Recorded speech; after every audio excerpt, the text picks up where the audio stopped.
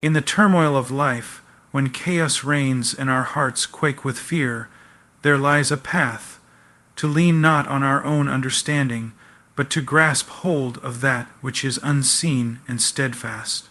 In every fierce wind, in every crashing wave, in every night so dark that even the stars hide their faces, there is an invitation to trust beyond what our eyes can perceive, to anchor our souls in something immutable. When a storm overtakes you, whether it be the loss of what you held dear, the shattering of your plans, the betrayal of those you loved, the heavy weight of shame and remorse, look past the thunderclap of doubt and the torrential downpour of despair. Hope is not found in the shifting sands of circumstance, neither is it tethered to the fragile architecture of man's promises. True reassurance stands apart from these. It is found in the whisper of ancient strength, in the echo of endless mercy, in the pulse of unfading light. You cannot see the one who beckons you to trust. You cannot map every twist and turn of the journey. The road may wind with difficulty. At times you will feel abandoned, unseen, unheard, powerless. But here is the truth. The walls of fear and the sea of doubt are not the ultimate judges of your destiny. They are, instead, the very instruments designed to reveal where your trust truly lies. In the valley of affliction, when the weight presses down, our flesh recoils. It cries out for relief, rescue, for immediate cessation. But often the answer is not swift. Often it is stillness. Often it is a call to yield, to submit our trembling hands and calloused hearts to a reality that defies sight. Where we expect deliverance in the storm's eye, oftentimes we are met with still waters and soft assurance. That is the moment. Do you retreat within, or do you let go? Do not shrink back when your soul trembles at the thought of sorrow. Do not build a fortress of self-reliance, brick upon brick, for the mind of our flesh is fickle and feeble. It promises safety and familiarity, yet shatters when tested. Do not seek solace in what is seen. Instead, keep your gaze on the holy and the wise, on the eternal counsel that formed worlds and holds the winds and waves in his hand. The storms come, and when they do, they strip you bare. They reveal the illusions you've built of autonomy, of control, of self-made righteousness. In this rawness, a new way emerges, one that does not depend on the fallible self, but on that which is unshakable. The courage to say, I do not know what comes next, but I know who holds tomorrow. To say with bleeding honesty, I am weak, finite, broken, but I choose to rely. Trust is not escapism. It is not resignation.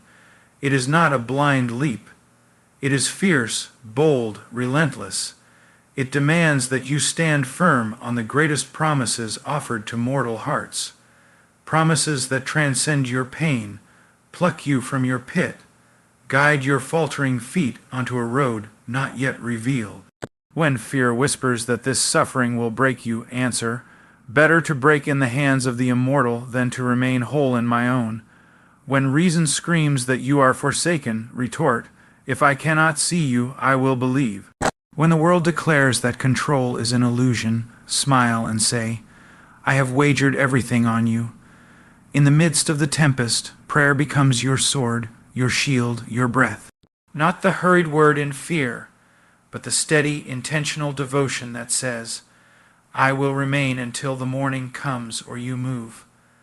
Prayer that persists through dark hours, that refuses to be silenced by groaning lungs or tear, blurred vision. Trust does not eliminate suffering, but it reshapes it. It does not promise ease, but it guarantees purpose.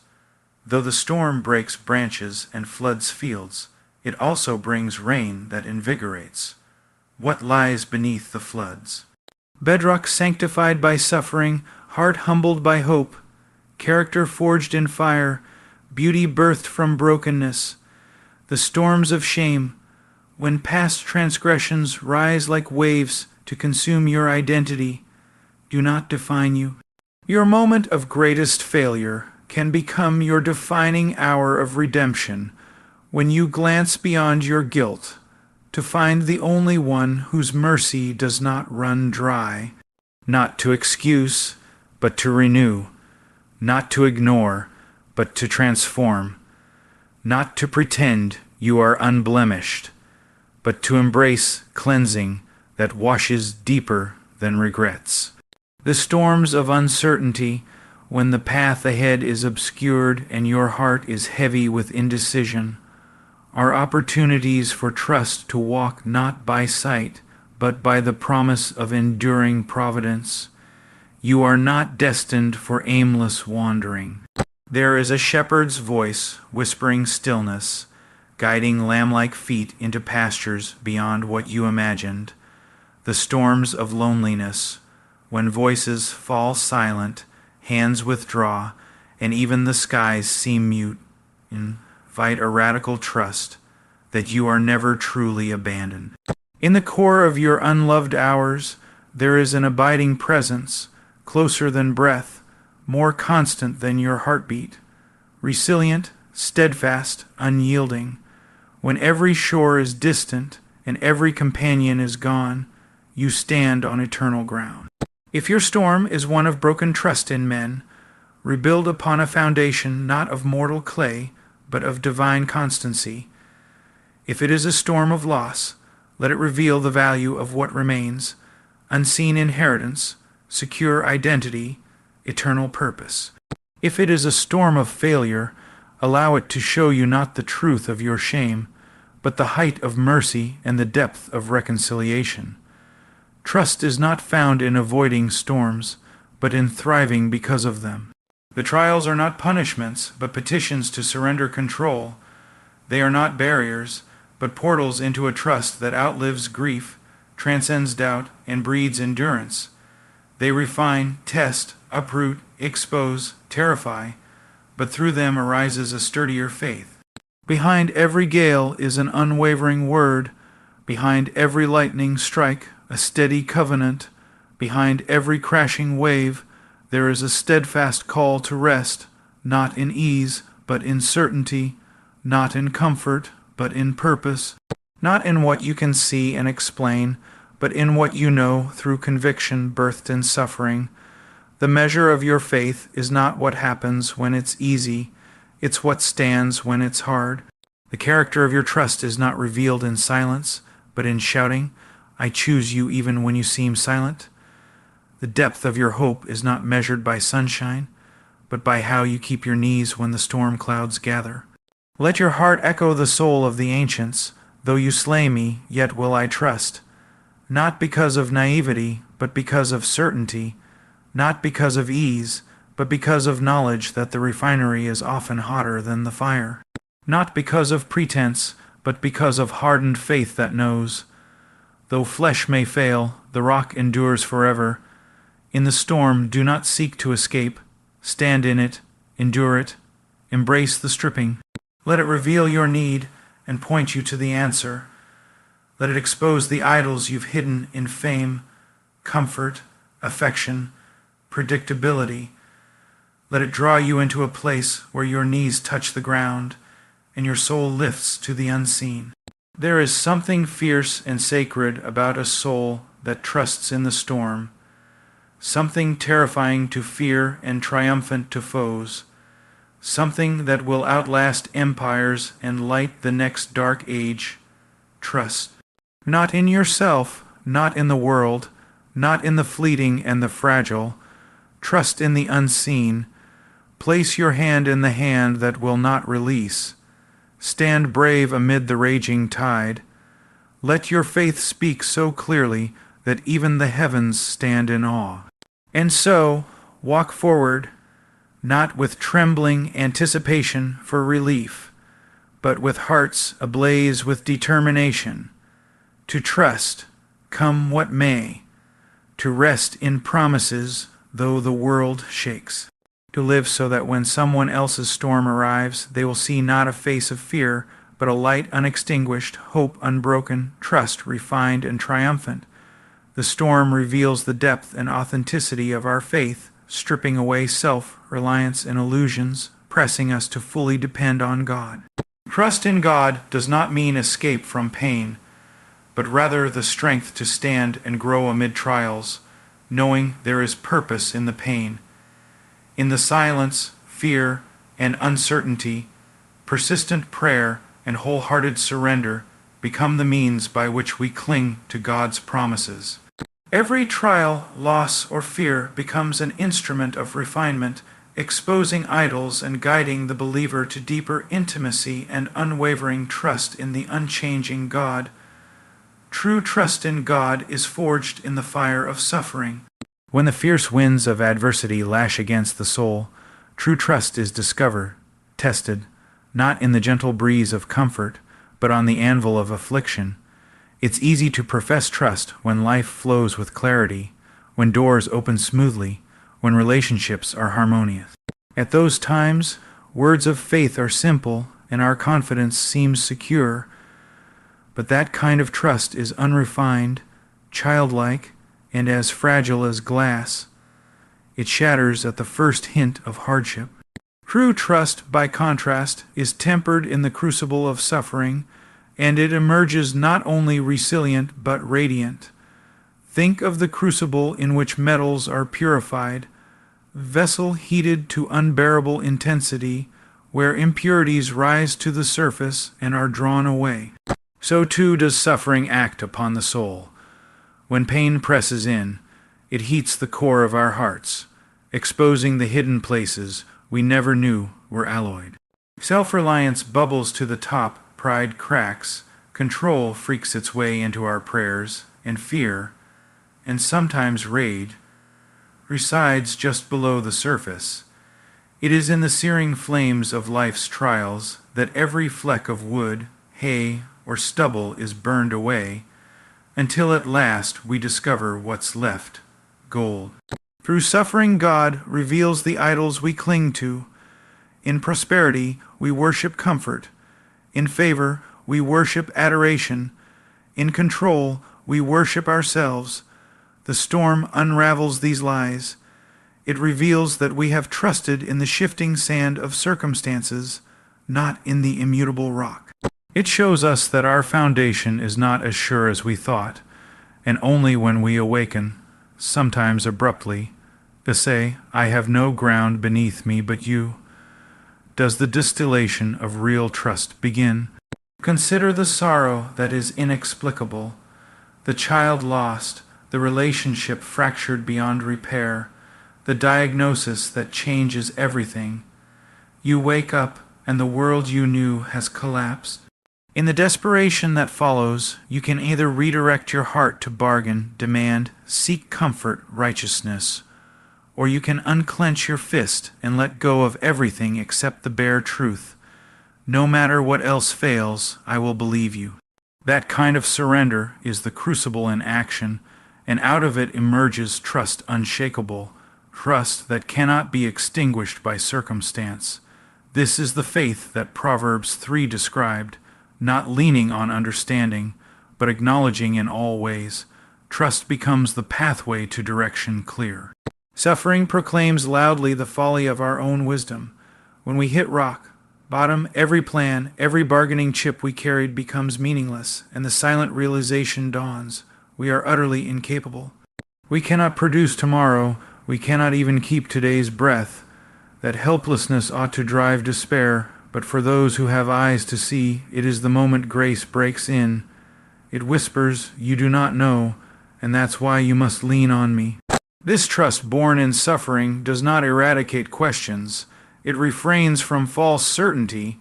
It does not gloss over the agony with platitudes. It stands firm amid doubt. Abundance of tears becomes the altar, and trust, raw, trembling, incomplete, becomes the offering. One day you cry out, "Why me?" The next day, "Not my will." Soon your heart settles, and your groaning becomes petition, your sorrow intimacy, your questioning communion. You stop orchestrating the prayer.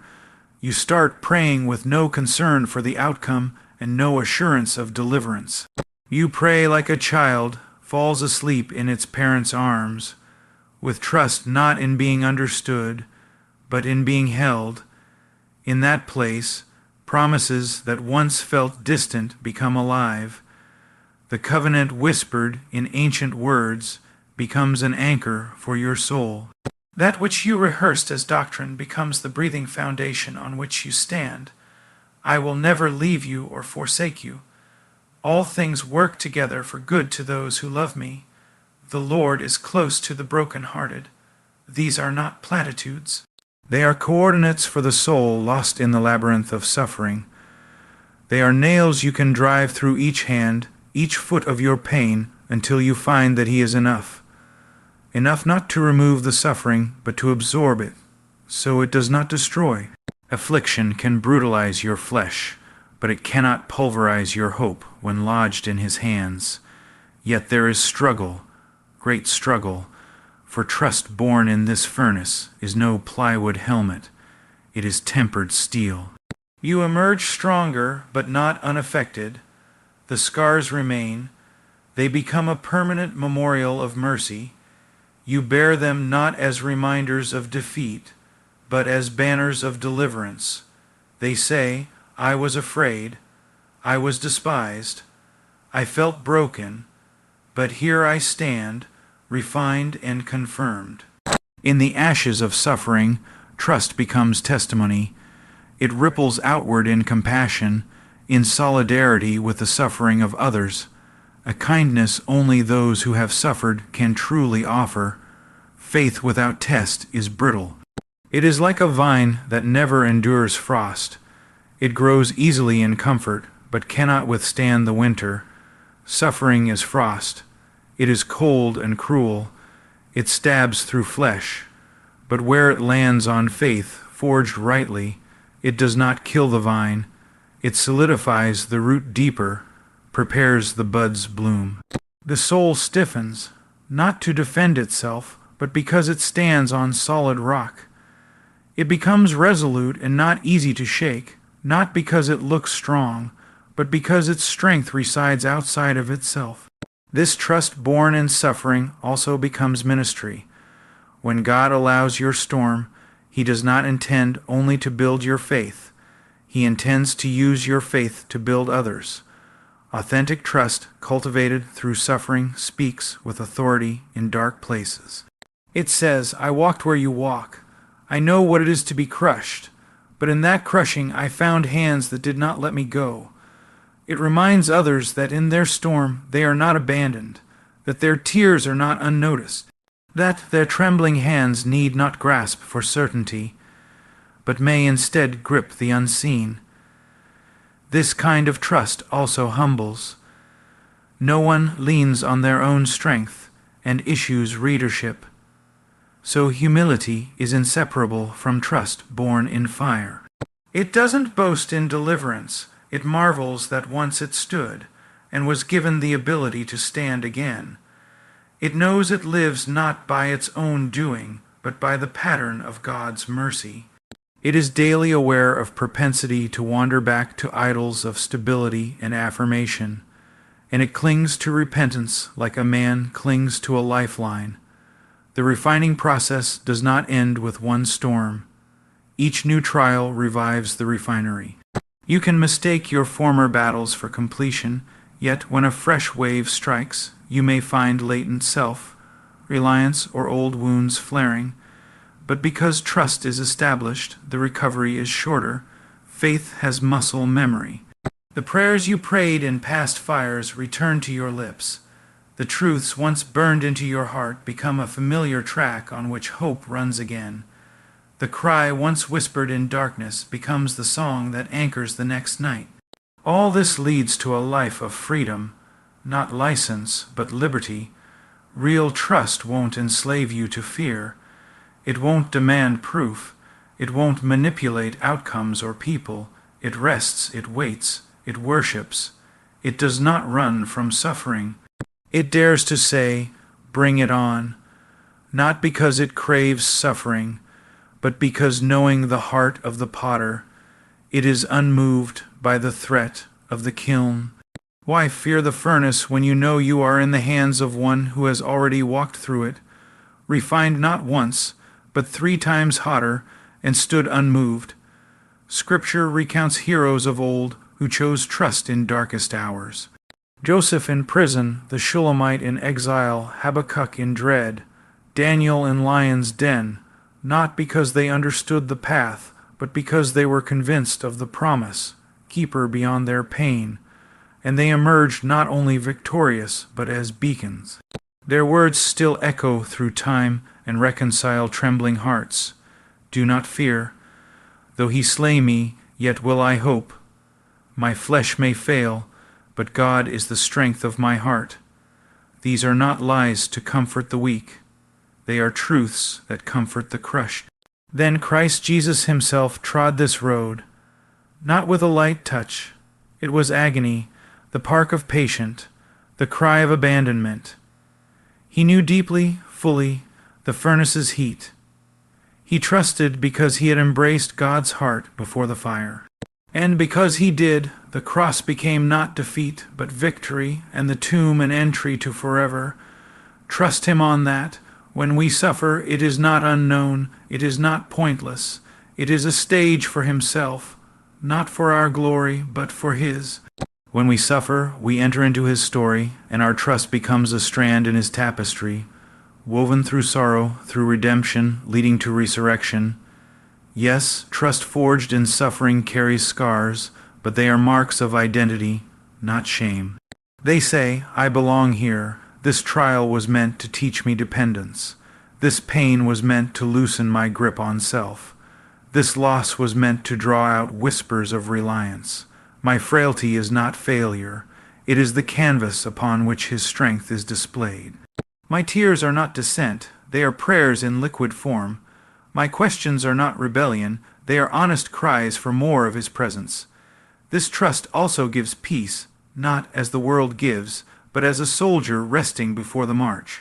It is not the peace of safety, but the peace of presence. In the night watches, when sleep is scant, when doubt prowls like a lion, the soul that has been refined knows the whispers by heart.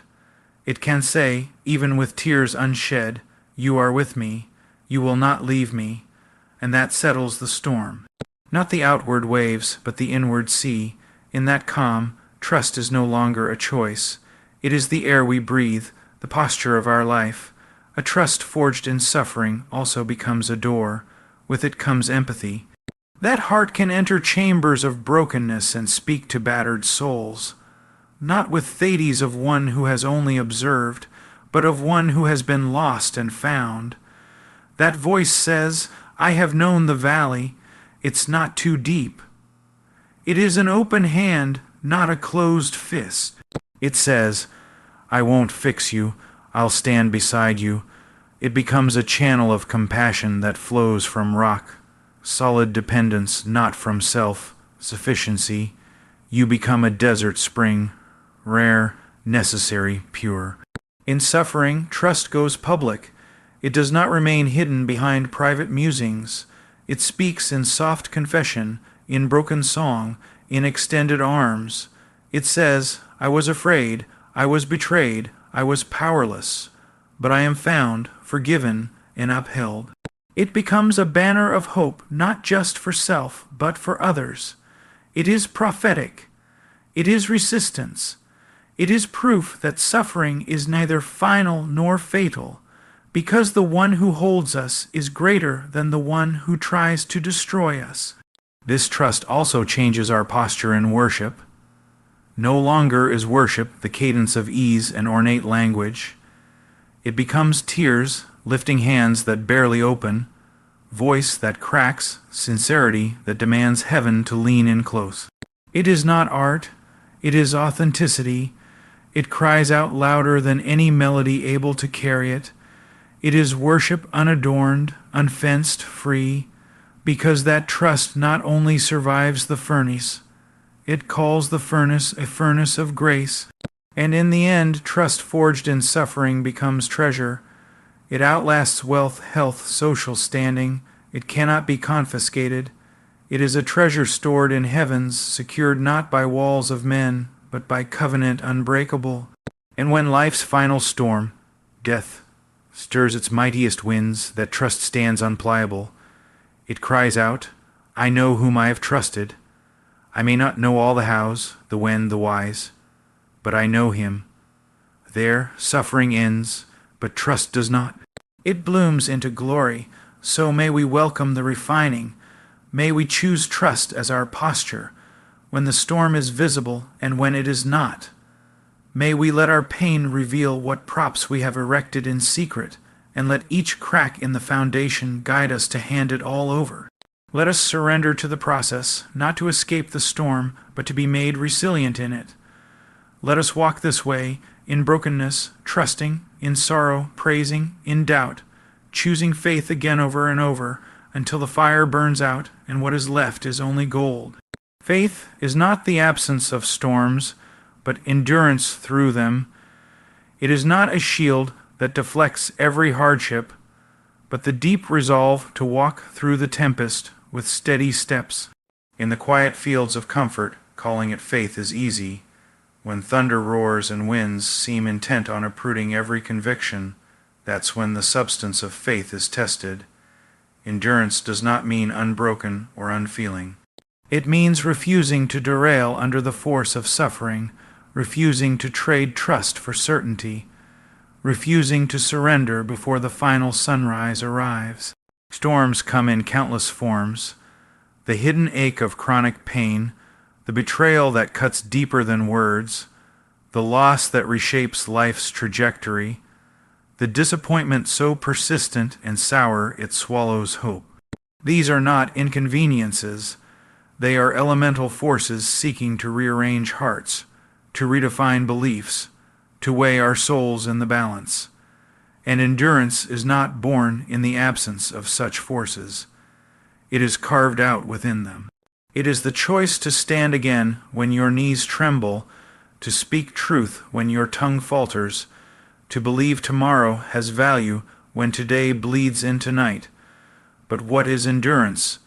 It's not stubbornness rigged in pride. It's surrender done with eyes wide open.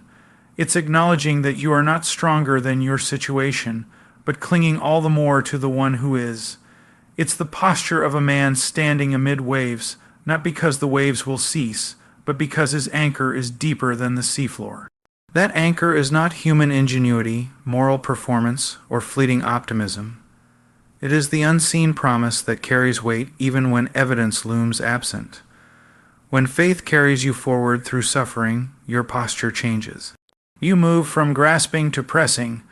You move from questioning to petitioning. You move from bargaining for relief to pleading for grace. With each step forward, even when tears blur the path, endurance tests your ability to trust that the one who holds tomorrow is not careless with today. The body may weaken, the finances may plunge, the future may dissolve in mist, but the soul that endures whispers, "Still, I believe." Consider the ancient storms, the exiles, the persecutions, the famine, the loss of homeland, the death of loved ones.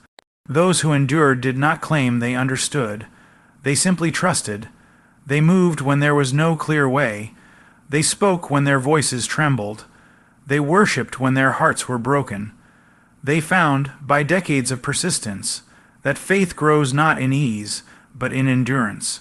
They discovered that walls do not bow to prayers of convenience, but storms do lift the hearts of those who persist.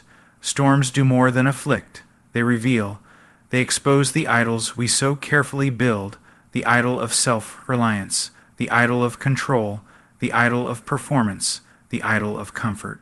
When those idols break, faith that is built on them collapses, but the soul whose faith is rooted in something unseen remains. The storm does not change that foundation. It only uncovers what lies upon it. And those who stand through the storm, whose endurance holds fast in the shaking, become witnesses to something far greater than survival. They become beacons of a trustworthy God.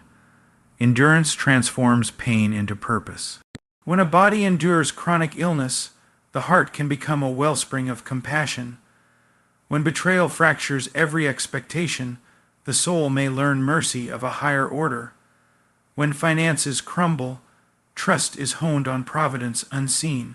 You will not escape storms, but you can become an instrument through them, teaching courage to another, modeling patience to the fearful, embodying hope to the despairing. Endurance is contagious because it is hope in action. Yet to endure, we must remain connected to the root of faith, daily discipline, intentional communion, truthful confession, persistent prayer. These are not methods to bypass suffering, they are lifelines through it. They remind our hearts that storms do not originate in the moment we feel them. They began long ago, on the day promises were spoken over us. Regular engagement with those promises, steeped in prayer and honest reflection, builds the muscle of faith, so that when the storm hits, our knees bend not in panic, but in deliberate trust. But endurance is costly. It demands you go without recourse to false comforts. It demands vulnerability in places that sting. It demands honesty when it's easier to write a script of unwavering confidence. It requires you to admit your tears, your fears, your small faith. That admission, however, is not weakness. It is the soil from which your endurance sprouts. If you are pretending all is well, you have forfeited the opportunity to endure with authenticity. The storm then wins because it has convinced you that you cannot share the burden. But if you carry your heart to someone who prays over you, who grieves with you, who believes for you, then endurance becomes communal, and hope finds a voice stronger than silence. In those moments when it all seems too much, endurance drags us back to the simplest truth. One step, one prayer, one breath. Just breathe. Breathe me through this storm. That whisper may be no more eloquent than the sound of your own heart, but it is suffused with faith. It is a memory of covenant, it is a defiance of despair, and it is enough, one breath at a time. There is also beauty in endurance. Think of the tree planted by streams of water. It stands strong through drought, for its roots run deep. Endurance makes a forest of battered souls, each marked by scars, each rooted in grace.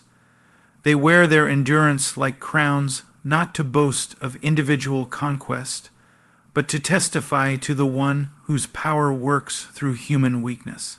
They are not people who have escaped storms, but people who have walked through them. Their songs are not of triumph over pain, but of triumph in the midst of it. This endurance is also forward, looking. It's not merely surviving, it's believing in a harvest you cannot yet see. Faith that endures whispers in the night. This is not the finale. It envisions joy arising from sorrow, growth springing from defeat, character birthed from loss. It anticipates the day when the bruises will heal, but even if they do not, the soul will still stand, like a warrior whose armor holds not because it has never been struck, but because it was reforged on the battlefield. We cannot choose our storms, we cannot prevent the rain, but we can choose how we walk through them. Faith that endures chooses this path, refusal to curse the storm, willingness to learn from its pressure, resolve to speak truth in the shadows, readiness to carry hope not just for self, but for others. This endurance does not guarantee ease. It guarantees presence, to suffer well, to stand, to love, to believe in the eyes of doubt, under the weight of grief, in the valley of confusion. In the end, faith that endures, faith that walks through storms, is the clearest evidence that what we believe is not merely a theory or a feeling, but a person who stands beside us. When everything around us falls, endurance becomes our declaration, I am not alone. It echoes louder than our pain, you will not triumph. And through it, a quiet revolution begins, one soul at a time, proving that in a broken world, there is a broken people whose faith still lives, still stands, still endures. Prayer and surrender are weapons in the darkness. In the depths of our anguish, when hope feels as distant as the stars, these two, the raw cry of prayer and the open palm of surrender, become our only lifelines. They are not sentimental notions, but spiritual armaments wielded precisely when the spiritual sky feels blackened. They pierce the gloom not by escaping it, but by meeting it head on with faith that speaks louder than fear. Prayer begins in the silence of longing. It starts not with eloquence, but with brokenness. When we have nothing left to offer, prayer becomes the vessel into which our wounded hearts pour their small trust. It's in the dark watches, when sleep flees and the night presses its weight upon the chest, that prayer's faint flicker defies the blackness. It is a cry born of dependence, not demand. It does not say, "Change this." It trembles, "Please stand with me." In that plea, power stirs, the power to endure, to see beyond, to hope when sight fails. But prayer alone can become a rudderless cry if surrender does not accompany it. Without surrender, prayer becomes negotiation. We tug at spiritual reins, bargaining for comfort or control. We offer faith in return for rescue, but when prayer is bound to surrender, it recognizes, "Not my will, but yours." In that posture, prayer is no longer transactional, it is transformational. It becomes not a language to influence heaven, but a channel through which heaven influences us. Surrender, then, becomes the posture of warriors. It is not passivity, it is courage disguised. It takes greater strength to let go of control than to cling. It is refusing to fix, to manipulate things into peace. It is instead choosing faith over certainty, obedience over comfort, trust over crazy striving. In surrender, we admit that the story is bigger than our pain, that the path may be hidden, but the guide is not, that the hands beyond our vision have not loosened their hold. In the darkness, prayer rings and surrender stands. Together they mark a soldier's ground, not retreat, not capitulation, but stance. To pray for light in the dark, and to surrender to the current of a coastline unknown. To say, "I don't know where this storm goes, but I will follow." Prayer invokes presence. Surrender receives release. Prayer speaks, surrender listens, prayer is the cry, surrender is the stillness, and within this rhythm the battle is waged, and won, not in visible signs, but in quiet confidence. When sorrows surge, prayer becomes a shield. It repels lies that whisper abandonment, defeat, and meaninglessness. When prayers rise in tears, they sift truth through sorrow. They say, "Even if this pain kills me, I will call." And that call is remembered in eternity. When circumstances scream you are alone, prayer declares, "I am held." When your mind hastens to conclusions that your heart cannot stand, surrender grips hope and refuses the conclusion. It rejects the tyranny of doubt. It says, "If you do not deliver me today, it is still well with my soul." Such weapons are forged in intimacy. You cannot wield prayer and surrender apart from relationship. They are the limbs of communion. If you are not talking to the guide of the unseen every morning, your words in the darkness will come broken. If you are not daily surrendering to tasks, to time, to things small, then surrendering amid suffering becomes impossible. These are not tactics to be stored. They are trades to be practiced. They are habits to be formed when skies are clear. So when they darken, you will not fumble. Prayer and surrender together form the posture of calibration. The heart aligns not with outcomes but with the giver. You pray for rescue, but when rescue does not come, you remind yourself, rescue was always secondary, the goal was you. You pray for a path out, but if no path comes, you yield to the one who named it good. Prayer and surrender fasten us not to deliverance, but to the deliverer. They make our souls less outcome dependent, more posture dependent. There is an intensity in dark room prayer birthed by surrender. It sounds like groaning or whispering or brief words that carry a lifetime of longing. It sounds like lament. I am overwhelmed. I do not understand. But those become lines of defiance against darkness, because they are spoken upright before the one whose presence they confess. Even in despair, prayer says, "You are." Even in helplessness, surrender says, "I am yours," and that posture cracks the strongholds of night. It shifts the battle from what you feel to what is real. Prayer and surrender also reframe suffering. They do not deny it. They confront it, but they refuse to be victims. Prayer says, "Speak into this." Surrender says, "Use it." They say, "This any not by chance moment was never wasted, because you are working." They turn darkness into theater where grace is seen, where resilience grows, where hope is tempered. They do not cancel the pain. They convert it into purpose. Consider the earliest of survivors, the psalmist in lament, the captive jotting down truths in exile, the mother standing over a quiet casket. Their prayers were not words of doctrine. They were fractured fragments, night cries, tears made audible. Yet they surrendered their right to fix, and they found a fidelity that no pain could uproot. They found solidarity in loss. They found voice in the silence. They found presence in what felt empty. Prayer and surrender together became their lifelines. In the blackness, prayer summons memory. It invokes past deliverances, reminds us of covenants kept, revives our recognition of mercies not because we understood, but because He was faithful. It builds expectation, not because circumstances allow it, but because He declares it. It says, "This darkness is not blank. You are here. This ache is not ignored. You hear.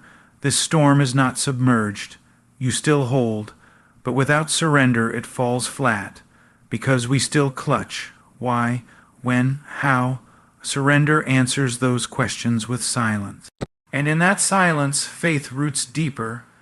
These weapons also stand together. Prayer lifted when eyes can no longer see, and surrender whispered when courage falters. Prayer withers without surrender's renewal. Surrender dissipates without prayer's cry. They are two arms held wide, forging a stance that resists the onslaught. We misunderstand when we imagine them only as rescue tools. They are not fire alarms. They are refining heat. Their task is not simply to get us out, but to make us of the stuff that endures. They shape our souls to carry sorrow with dignity, to breathe under pressure, to worship through weakness. They teach us endurance, and in endurance lies victory. And victory does not always come by changing the circumstances. It often comes by changing the soldier. The victory is a heart that is taught to trust without seeing, to rest without escaping, to love without understanding. It is victory when tears are not the opposite of faith, but the language of it. When surrender is not a sign of giving up, but of giving over. When prayer is not a list of demands, but a cry of dependence. Prayer and surrender unlock a resolve to say, "Let the storm drive me closer to the heart of the one I crave." A resolve to say, "Better to walk in the dark with open hands than to cling to false security." A resolve to say, "Choose present intimacy over future explanations." It's not easy, it hurts, it feels unwise, but it forms a will stronger than grief, more vital than hope, more deferred than despair. Warriors are not born, they are forged in battle. Prayer and surrender are forge and flame. They burn away complacency, they reshape perspective, they harden resolve, they light endurance. They say, "You cannot keep me here unless I allow it, and in the waiting I'll meet you." They say, "This is not the end, it is the refining place." So cry out when the night is long. Whisper surrender when your will trembles. Speak even through tears. Does it change things? Maybe, but it will change you. It will carve out courage. It will craft reliance. It will cultivate a faith, not contextual, but covenantal. It will grow trust that does not demand explanation, but rests in devotion. It will preserve something precious, that you know Him not only in miracles, but in darkness. The storm is not a curse, but a tool. It comes not to shame, but to shape, not to punish, but to purify. It may overturn tables, uproot certainties, shatter comfort. Yet beneath its roar lies purpose. Storms are God's draftsmanship, revealing the imperfections in our hearts and the battered foundations of our trust. When the lightning flashes, it does not only illuminate weakness, it magnifies the canvas of His artistry, exposing the cracks through which His grace may enter. In calm skies, we float on superficial faith. We sing of trust when the wind is gentle. We stand firm when our feet are dry. But when the storm arrives, our foundations tremble. Beneath the fray, truth is often the casualty. We trade perseverance for panic, hope for explanation, surrender for control. Yet in the eye of that same tempest lies a brilliant opportunity. It is a chance to remember who we are, whose we are, and what we truly trust. Storms awaken our hearts. They hiss the lies stored in our souls. You are not enough. Everything is falling apart because of you. You can't bear this. The wind shrieks that our hopes were foolish, our vision naive. But storms also call us to remember deeper truths, that what seems broken may be a masterpiece in progress, that what feels lost may be a treasure hidden, that what appears as ruin may redirect to purpose. They call us to stand, not because the storm has ceased, but because the architect stands behind the waters, holding every raindrop in his hand. In the grinding of the gale, storms dismantle the idols we've built. Wealth, comfort, acclaim, predictability, these foundations yield before the press. No longer can we rely on our bank balance when markets crash. No longer can we rest in familiarity when schedules dissolve. No longer can we build hope on the applause of others when voices go silent. The storm strips us to the bare rock, revealing whether we stand on ourselves or on covenant. It is the great expose of false securities. But the storm is also a teacher. It instructs us in humility. We learn the hollowness of our plans, the limits of our control, the vastness of the unseen. We learn to pray with fewer words and deeper groans. We learn to cling not to ideas but to presence. Suffering peels away layers of our mortality, yet in that peeling we discover margin for mercy. In the rawness of heartache, we see the clearness of grace. In the ache of loneliness, we hear closer whispers. In the ache of wanting answers, we feel the wideness of fidelity. And in storms, we learn endurance. Not the brittle endurance of grit, but the steady endurance of roots that have found water in the dark. It does not come overnight. It comes with each refusal to abandon, each quiet dawn after a broken night, each prayer offered again without guarantee of rescue.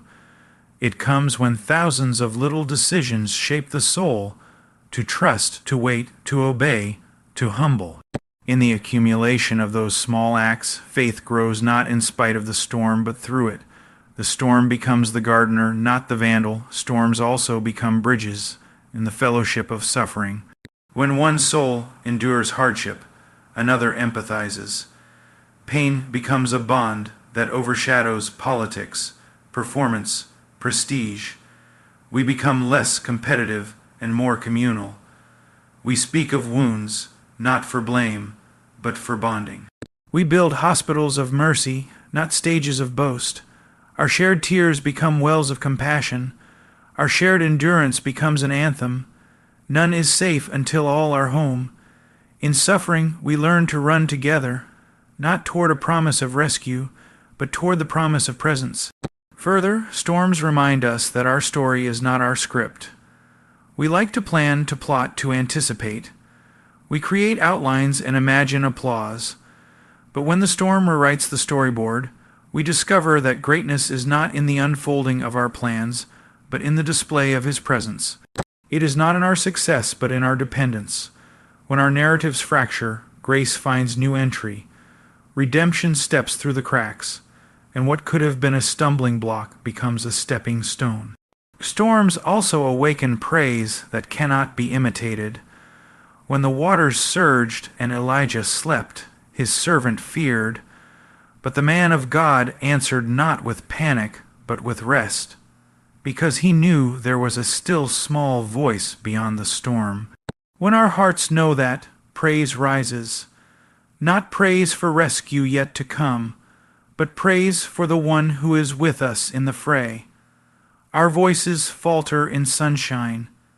They shine brightest in the deluge, because praise in the storm is witness, proof that God is not distant, but before, beside, behind, under, and within. In the middle of all this, storms train us in faith that fears not darkness, for we become carriers of light. We learn that brightness is not absence of darkness, but presence of power. We discover that the storm cannot snuff out a glow that rests in covenant. We find that when everything else is stripped, our trust in the unseen shines most clearly. We become living signal fires in a world shrouded by weather and by foes. In that city lit on a hill, they do not ask, "Who are you?" but know by the radiance of endurance and trust. Storms shape our view of eternity. They remind us that this life is temporary and that pain is finite. We see how transient health is, how time wavers, how resources end. But we also glimpse what lies beyond the sky, unfading inheritance, unshakable city, presence eternal. The wreckage of earth becomes a stark contrast to the richness of forever, and we learn to evaluate this world by its transience, not by its appearance. We learn that storms matter less than the one who rides upon them. All the while, storms accentuate the covenant of God. When we hide behind our self-made walls, we experience our narrowness. When we are battered, we glimpse the breadth of His compassion. When we see ourselves as helpless, we feel the height of His help. Storms preach to our soul, "You belong," not because of what we have done, but because of who He is. The memory of those storms becomes a dossier of redemptive mercy, proof that neither wind nor wave can sever the bond. So when the storm arrives, unplanned, uninvited, unwanted, let it not be the signal of abandonment. Let it be the call to stand. Let it be the hammer that fractures false resolves. Let it be the fire that forges endurance. Let it be the night that draws forth deeper prayer. Let it be the pressure that crafts beauty. Let it be the breaking that births intimacy. Let it be the weight that redirects wonder. Let it be the loss that leads to gain. Let it be the chaos beneath which order grows. Let it be the desert in which spring hides. Let it be the darkness in which light stands out. Storms do not define us, they refine us. They do not uproot us. They expose the depth of our roots. They do not destroy our story. They rewrite it, and if we let them, they will make us more honest, more humble, more compassionate, more resilient. They will make our faith less theoretical and more experiential. They will make our praise less performance and more surrender. They will make our worship less routine and more desperate. They will make our hope less naive and more sure. And in the end, storms will become our testimonies. When voices ask us why we are not shaken, we will say, "Because the one who called the storms by name is mobilized in our weakness." When they ask how we stand, we will say, "Because our feet are planted not on this shifting ground, but on the promise of covenant." When they ask what saved us, we will say, "Not the iron of our strength, but the mercy that carried us through the gale." Let every storm be met not with fear, but with surrender. Let every wave be an invitation to trust deeper. Let every thunderclap be a reminder that power rides upon the chaos. Let every lightning bolt remind us the storm is not final, but is saturated with possibility. Let the storm be not a curse, but the calling to stand.